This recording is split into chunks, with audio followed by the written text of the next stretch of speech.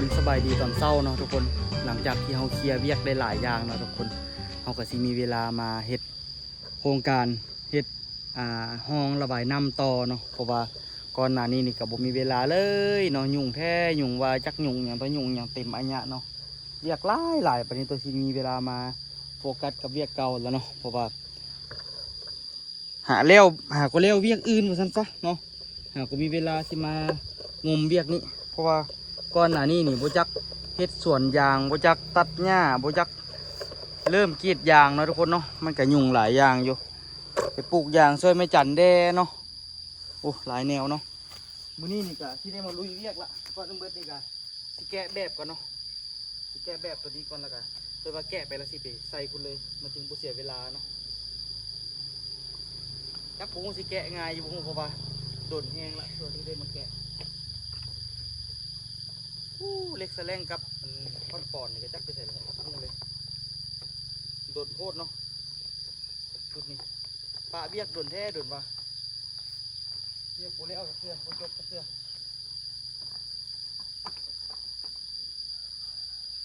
พอเบียกหนึ่งแล้วเบียกหนึ่งต่อเบียกหนึ่งแล้วเบียกหนึ่งต่อเนาะทุกคน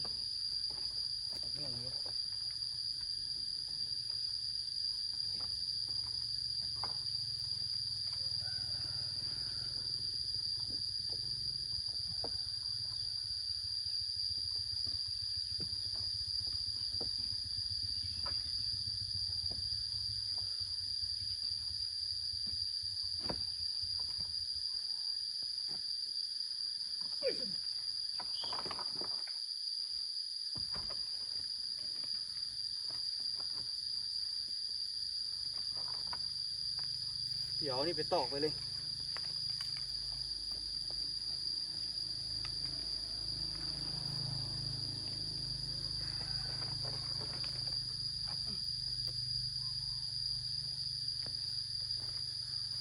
พอมาครับมาเฮ็ดแล้วก็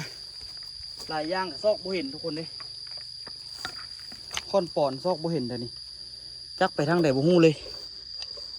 ไปแล้วตัวสิตัดหญ้าตัวนี้ก่อนมันงานโพดละต้องได้แกะทุกอันเนาะมันจะสิเฮ็ดได้ตัวสิแกะแล้วมาใส่แกะมาใส่เนี่ยบ่ได้เพราะว่ามันมีตัวลื่นเนาะมันมีตัวลื่นยับออกมายากอยู่เดี๋ยวค้อนป่อนตัวไม้มาใส่ก่อน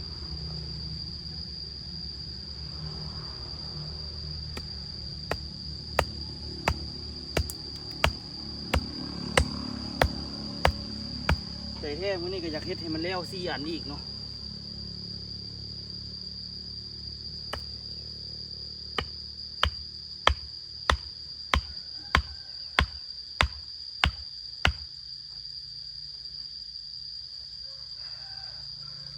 ได้ลักมาแล้วอยากตอกไว้เลยเพราะว่ามัน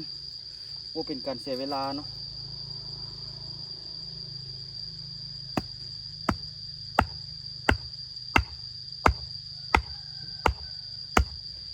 นะ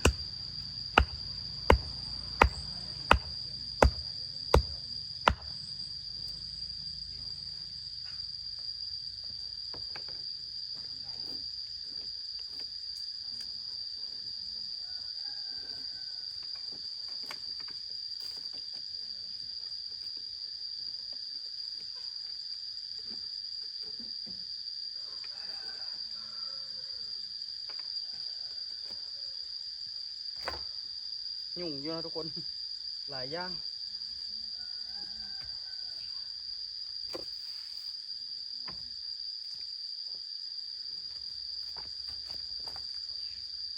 ตอกทิมไว้ตอนนี้เลย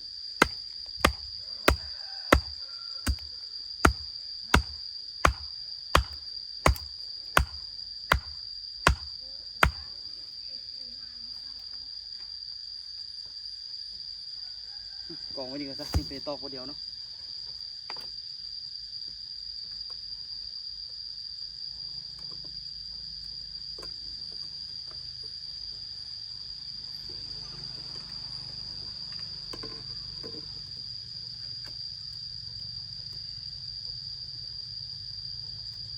ก่อนสิกลับมาลุยได้เนาะทุกคน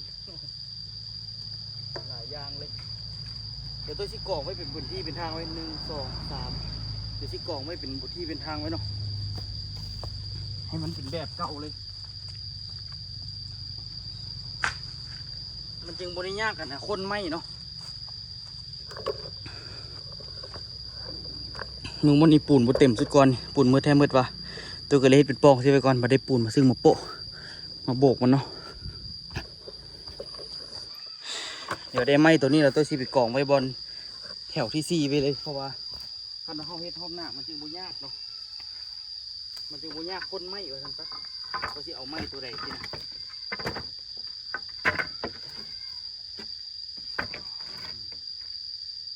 ไม้มันมีแบบครบเซตของมันอยู่ละเขาก็บ่ต้องได้ไปดิ้นรนหาใหม่เนาะ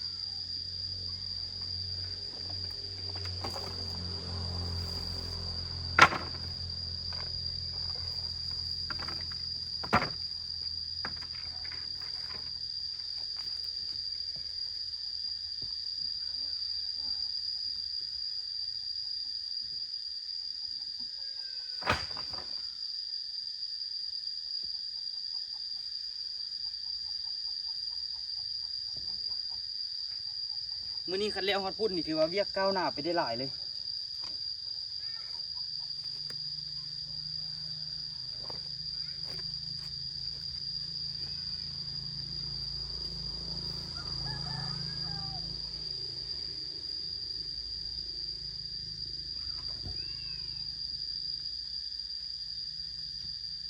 แต่ละเทื่อยากแต่เฮ็ดแบบนี้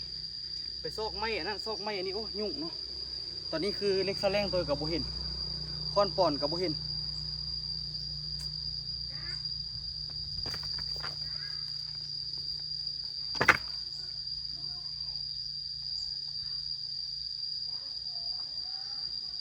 โทรถามพ่อจอยบัดนึงว่าโอ้โหเราเมียนบ่นี่ก็แกะแบบไปได้หลายเติบแล้วทุกคนตัวกะเมียนไม่ไปตอกหลายเติบละอันนี้คือตัวสิเอาแบบตัวเก่านี่เนาะไปคอยแปลงไปให้มันคือเก่าเลยบ่ให้มันได้ยากเนาะสั้นฟักนี่ตัวกะไว้ฟักนี่เนาะนี่เอาไปแบบนี้เลยมันจึงบ่ได้ซอกไม่ยากเนาะให้มันแบบหาไม่ที่มันพอดีกับมันเลย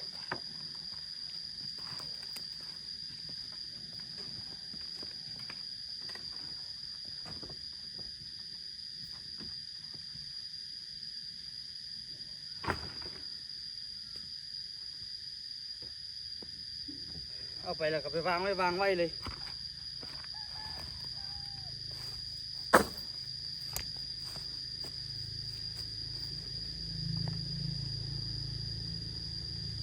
เหลือแต่ฟากนี้ที่เมียน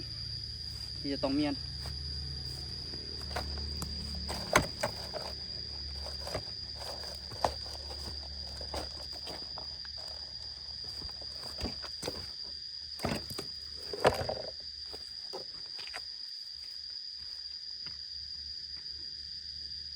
ตัวชีเทได้4แบบเลยทุกคนมื้อนี้หลังจากเทแล้วแต่สิมัดเล็กเนาะ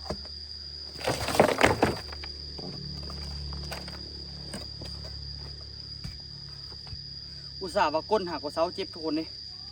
คือสิเจ็บอีกแล้วเบิ่งนี่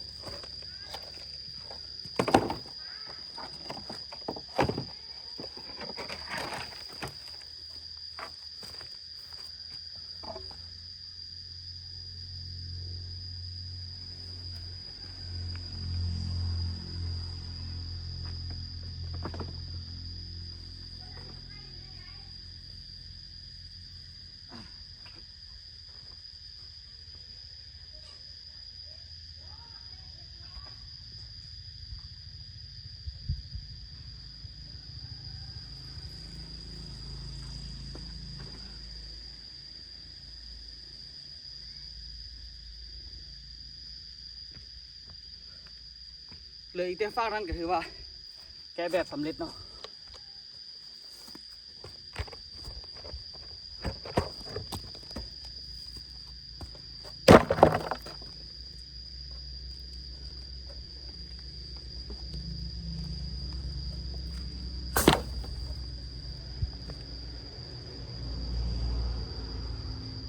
เฮ็ดอันนี้แล้วตัวว่าสิแปลงจากตัดหญ้าเนาะจากตัดหญ้าทีละ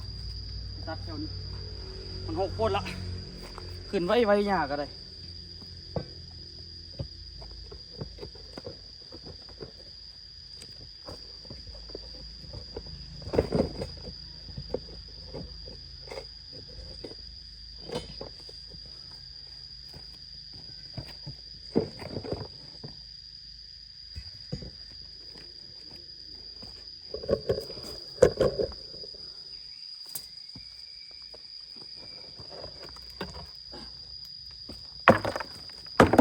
มื้อนี้ตัวบ่ได้ลุกไปกรีดยางเนาะมื้ออื่นตัวจึงไปแต่เช้า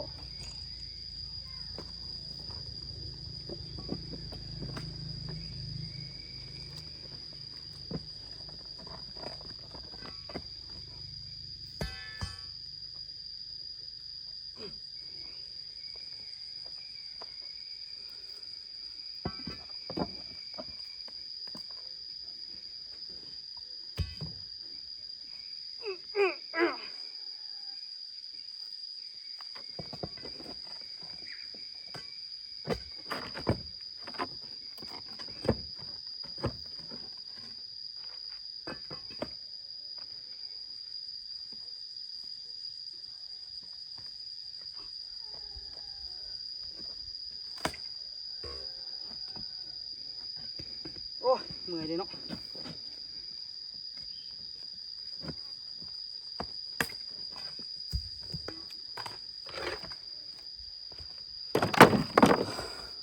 สู้สิเอาออกมาได้นี่ดินเหงื่อแตกเปิดนะเว้าคำเก่าเนาะเป็นนั่นก็ยังบ่จ่อย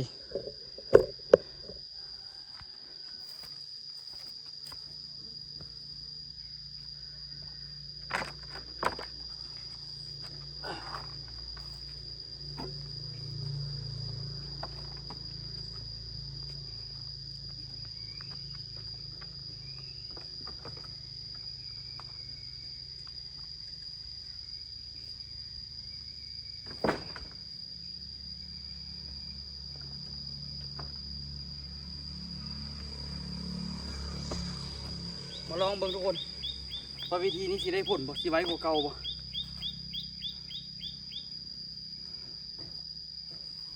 เพิ่นก็อยากแล้วไวๆอยู่ทีแล้วเบิดติตัวสิกอเนาะบางทีนี่ก็ใจแท้อยากเฮ็ดอันนี้แล้วก็ให้มันสุดเลยอยากเฮ็ดอันนี้ไวๆแล้วก็เฮ็ดทางยางให้ไม่จันกับออโต้เนาะประมาณแถวนี้ให้ขึ้นนี่แล้วก็ยางไปข้ามไปนี่มันสะดวกเนาะแต่มันเนินอันนี้ไม่จันคือจะบุญยางดอกผมเลยสิเฮ็ดแบบให้มันแล้วไวๆให้เบิ่งคันแล้วไวครั้งนี้ก็สิเป็นครั้งแรกเนาะคันมันแล้วไวแท้ๆเพราะว่าแต่ว่าก็คือว่าเลยทุกคนเสาแต่ละเสามันบ่ซ้ำกันเนาะ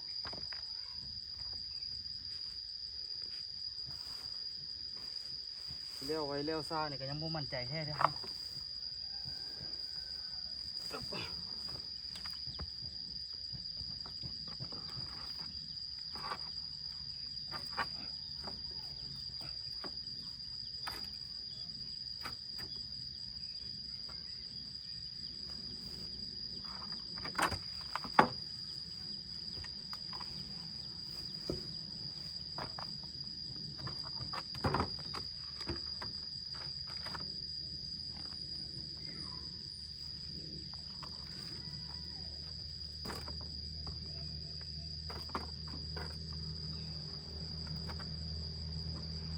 อ้าวเลี้ยวละข้างหนึ่ง เขามีไม้อยู่เลี้ยวนะทุกคนมันก็สิง่ายเนี่ยเดี๋ยวมาลองตัวนี้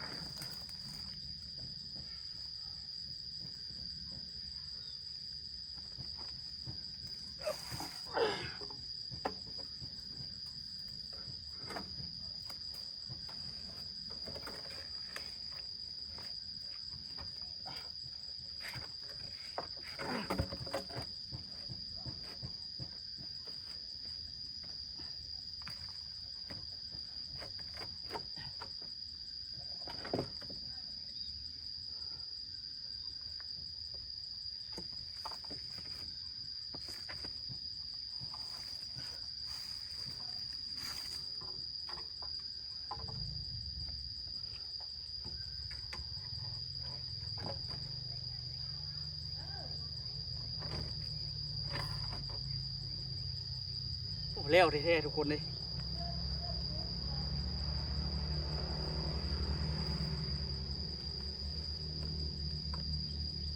วันนี้ตัวเชียร์ตอนนี้ทุกเครือก่อนเฮ็ดแบบว่าบ่ง่ายไม้ไปมั่วเนาะมันจึงบ่ได้หาไม้มันระยะของแต่ละบอลมันก็ซ้ำๆกันอยู่ละนี่มันสิเลี้ยวแล้วเด้นี่คันเฮาบ่ซอกไม้ยากมันก็สิเลี้ยวคือกัน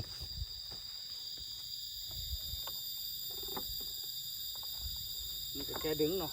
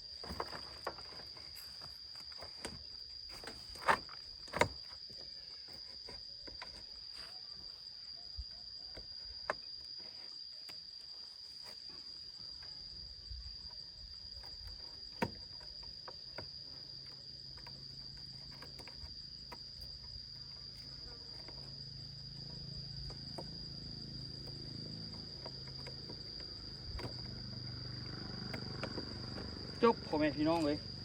แบบที่หนึ่งนี่แต่ว่าตัวนี้นี่ก็ได้เอาไม้คัดเทิงนี่อันนึงเนาะเพราะว่าตัวนี้มันต่ำกว่าอันนี้มันคือบุขึ้นดีวะโอ้ยเนาะได้ดึงไม้ละมันหลุดรู้สึกว่าเซตซีแบบปไรนะทุกคนไม่หมดเพราะว่าแถวนี้มันสูงเนาะหลังจากแถวนี้มันสูงแล้วมันเฮ็ดบ่ได้เนาะพยายามเต็มที่ที่สุดละไม่ได้สิเอาประตูแล้วมาใส่น้ำอีก มันสูงโพดเนาะมันสูงหลายแล้วมันเห็นบ่ได้แต่ว่าหม่องนี้นี่อาจจะได้เอาไม้ซ้อนๆกันอาจจะได้อยู่สูงหลายก็ลำบากเนาะไม้มันบ่พออันนี้มันก็บ่พอละนี่อันที่สี่นี่หาคนคว้าไม้มาเต็มทีละยากอยู่ในเฮ็ดแบบอันนี้นี่ก็ได้ไม้มันบ่ดีบ่งามเนาะทุกคนคันไม้มันสบายนี่โอ้ยจะเป็นสิเฮ็ดอันเฮ็ดแบบนี่ตีนิดนึงแล้วตีนิดนึงแล้วนี่มันคักตัวแหละนี่อันนี้คือว่าแหละไม้มันบุครบแล้วมันมาลองจองแจงนะทุกคนถามว่าใช่มันงามมันกับบ่งามแต่น้องไม้มันเป็นอันนี้ยากอยู่เนาะเรายังคิดอยู่นี่ว่าสิเอาจังไหนต่อไม้มันเป็นอันนี้นี่ก็อยากยอมกัน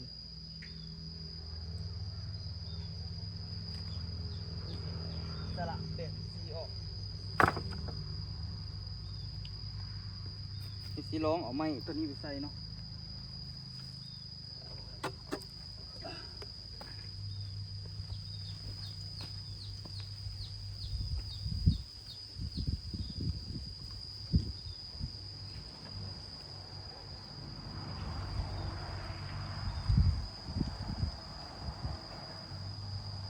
น่าจะได้เนาะเห็นตอนนี้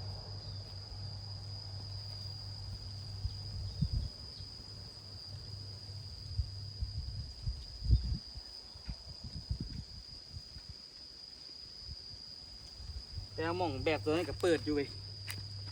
เปิดอันลาดอยู่ลำบากเฮงแบบบดีนี่เห็นบ่มองนี้ยังบ่เต็มสมัยมันแบบคัดตอนไปโอ้ยยุ่งขนาดเลยจักสิแปลงยังไงดีไอ้ตัวนี้ก็ยามันเนาะ2 อันนี้มันโอเคแล้วเนาะบอลที่มันสูงหลายเขาก็ได้3 แบบเลยแต่ว่าสีลองให้4 แบบผัดบ่ได้ซ้ำเดี๋ยวนี้กลายเป็นยุ่งซ้ำไม่ดีเอาไว้พื้นเนาะ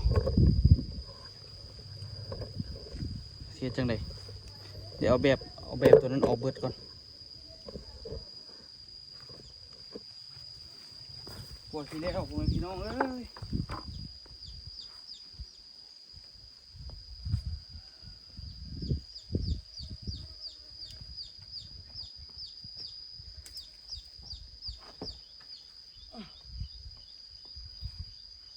ไม่มืด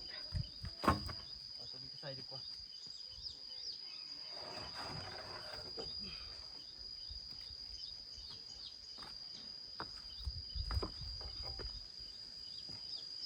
อันนี้เอาซะ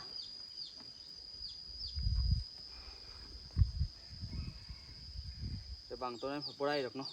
ตัวนี้เดี๋ยวหาไม่ซ้อนเนาะ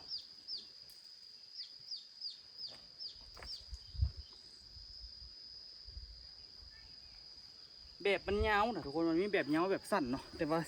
ช่วงเสาตัวนี้ตัวเด็มันก็ยาวมืดมันเลยลำบากเลยคิดยากเลยว่าสิเอาอันไหนไปใส่อันไหนดีไม่อันนี้กับบุฮอดอีกตายฮะ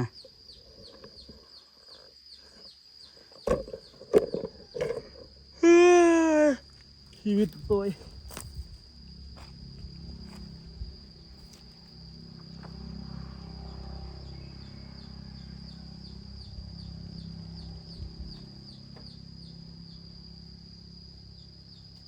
เดี๋ยวอันนี้ใส่บ่ได้ละ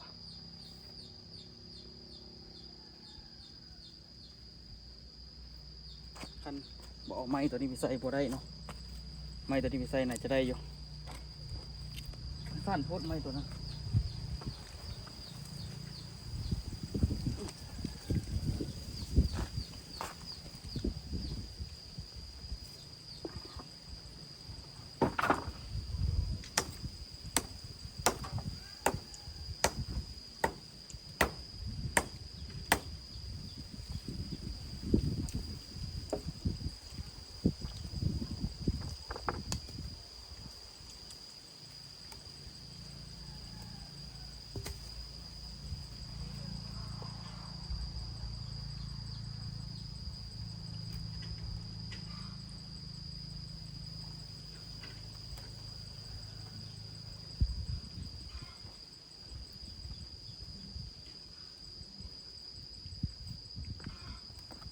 นั่งคิดก่อนปะนี่ว่าสิเอาจังไหนต่อเนาะโอ้สวดสิแล้วพ่อแม่พี่น้องเลยได้3แบบซ้ำเนาะมันสูงเนาะแบบให้มันงามแท้มันกับบ่งามแต่เนาะแต่ว่าบอลมันบีบเข้าเดี๋ยวเขาบัดแล้วเขาจึงเอาปูนยัดบีบมันออกคืนเนาะบีบเข้าเนี่ยบ่ต้องย่านเนาะเดี๋ยวมันเทือกปูนมันสิญะออกคืนเนาะเห็นบ่บัดว่าสิญะซื้อนั่นนี่ถือว่าเฮ็ดได้แต่3แบบนะทุกคนมื้อนี้ส่วนสีแล้วมันธรรมดาพุ่นนะเสือกจองอะไรก็มีเนาะแต่ตัวบุ้งวัวตัวสีเทบอกมื้อนี้ปกติก็สีเทแหละแต่ว่าผมมีกำลังใจเทละมีแนวเฮ็ดให้เบิดกำลังใจเนาะบางทีโครงการนี้อาจจะบ่ได้เฮ็ดต่อเนาะอาจจะได้โจะก่อนเฮ็ดแนวอื่นก่อนเฮ็ดมาได้ซ้ำนี้ละโซซิมอสคันนี้ก็ถือว่ารอดล้มรอดตายเนาะนาแลนากรรมหมดเงินประมาณ10 ปลายล้านทุกคนเนาะเป็นเงินตัวเองทั้งหมดเลยที่เฮ็ดมานี่ก็ถือว่าสมควรเนาะโซซิมอสนี่ก็โอ้นักหนาทุกคนหลายเวียกหลายงานแหงเนาะวันนี้สิโจะไว้ก่อนเนาะเวียกนี้แล้วก็ไปเฮ็ดเวียกอื่นก่อนโซซิมอสคันนี้บ่แม่นธรรมดาเลยเติบหนึ่งอยู่แหละเนาะโซซิมอดคันนี้ต้องหมดเงินไปอีกเติบหนึ่งโซซิแล้วโซซิเทโซซิผสมปูนโซซิทอกแบบโอ้ผมเป็นธรรมดาโซซิฮอดคันนี้เมื่อยสมควรเนาะคันเอาฮอดนี่ได้นี่ก็โอ้ก็ถือว่าใกล้สิสุดแล้วเด้เวียกเทนคานนี่ก็ได้ถือว่าไว้เลย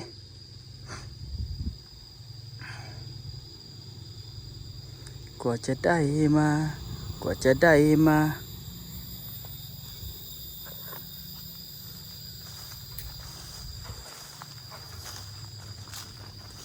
เปียกจูดเปียกแพ้วพวกนี้กับเป็นธรรมดาเนาะนี่หมดสมบักไก่ไล่ไม่พวกนี้กับว่าสิให้เขาเจ้ามาเอาไม่หมักม่วงนี่ก็ว่าสิให้เขาเจ้ามาซอยหากคนซอยบ่ไม้ตักเถื่อไปบางทีสิหาวิธีเอาขึ้นรถแล้วก็เอาไปซอยอยู่บนอื่นเนาะอยากเก็บจากอนามัยมันหมดอยู่เนาะออกเบิดกะถือว่าสบายเตือบอันนี้ก็ได้สิ่งที่เฮ็ดมาบ่เป็นธรรมดาเด้อกว่าสิแล้วฮอดนี่เนาะทุกสิ่งทุกอย่างเฮ็ดมาสมควร3 ปีมานี่บ่จักอีหยังต่ออีหยังเนาะโซ บิ่งตอนนี้ก็พัดไปปลูกยางพารานี่อีกจากสิใหญ่บ่ใหญ่เนาะต้นตายได้ก็มีต้นยั้งก็มีแต่ว่ามันถึกแดดนะทุกคนแดดมันแห้งเนาะมันเลยใบเหี่ยวใบซ้ำมืดพวกมังนาวเขาก็ได้เติบหนึ่งอยู่เนาะปีนี้นี่กะมังนาวกะกำลังน่าจะออกผลต้นนี้ก็มาฮักเนาะอันนี้ก็ว่าซีซอยปลาไว้กะบ่มีคนมาซอยเถอะต้นไม้ต้นนี้ก็ยังบ่ทันเอาลงเถอะเฮ็ดคารังคาซังไว้อยู่เนาะแต่ว่ามือนั้นตัวตัดหญ้าเห็นบ่มือตัวตัดหญ้าถึงภูแหละตัวมันตัดหญ้าตัวนี้ต่อจนแล้วฮอดแถวๆนี่แหละอันน่ะสายคันเร่งจักขาดนะทุกคนใส่คันเร่งจักขาดเลยบ่ได้เฮ็ดอย่างต่อ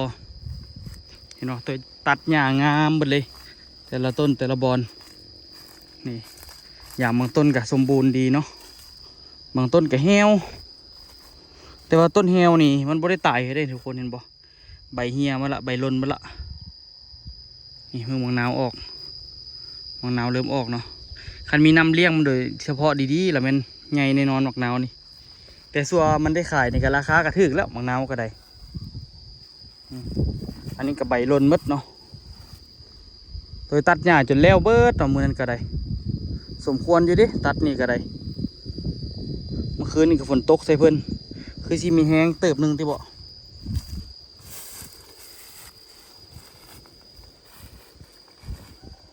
มือตัวตัดหญ้าหันตัวไปลงไปตัดเลยใส่ต้นหนึ่งเนาะแต่บ่ฮู้มันสิรอดบ่แต่ตัวคิดว่าแรกๆมันน่าจะรอดอยู่ต้นนี้เนาะเห็นบ่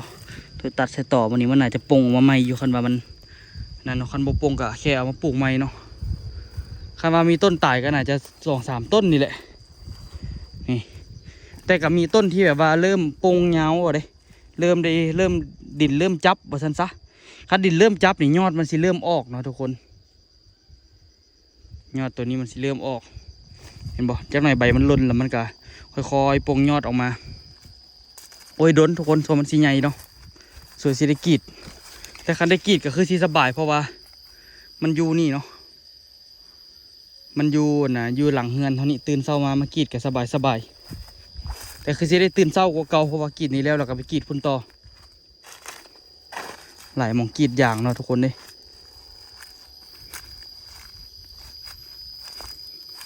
มันมีต้นที่ว่างามเลยแหละกับมีคือกันตัวนี้ก็ถือว่าโอเคเนาะถือว่าอยู่ในเกณฑ์โอเคอันนี้เริ่มจองหามันอีกละ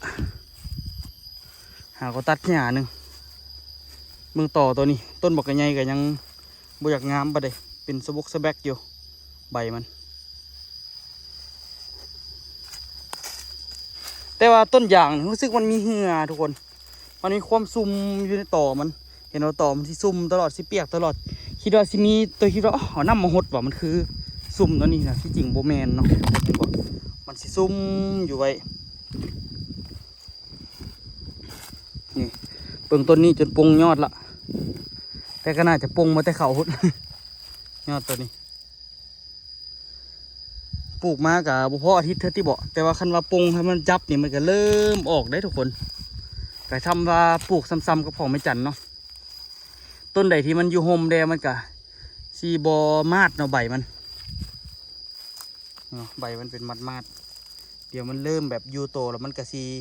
รอดเนาะทุกคนตายเบิดกับบอลอนได้ไปซื้อเบียร์บักแพง เบียร์1,500 กีบเนาะเอามาปลูกนี่เหมือนธรรมดาเบิ่งบัดต้นนี้คือว่าสมบูรณ์พิลึกแท้เป็นน้ำมันเป็นดินนั่นดินดากบ่ต้นนี้สมบูรณ์ใบกับโบเหี่ยวโบแห้งเป็นน้ำต่อมันใหญ่หรือว่าเป็นน้ำดินมันเป็นอันนี้ต้นอื่นคือว่าเหี่ยวแท้มันคือโบเหี่ยวแถวนี้ก็คือตัวว่าปะแล้วเนาะตัวตัดหญ้าแล้วก็คือสิได้ปะมันไว้เนาะมันคือสิบ่ได้กวนมันละตัวก็พยายามเฮ็ดเวียกหลายๆให้มันดีที่สุดเนาะให้มันมืดเวียกไป แต่ว่าสิ่งที่เฮ็ดไปก็ใกล้สิประสบผลสำเร็จหลายอย่างเนาะแล้วก็เฮ็ดไปได้โจ๊ะไปก็มีเนาะ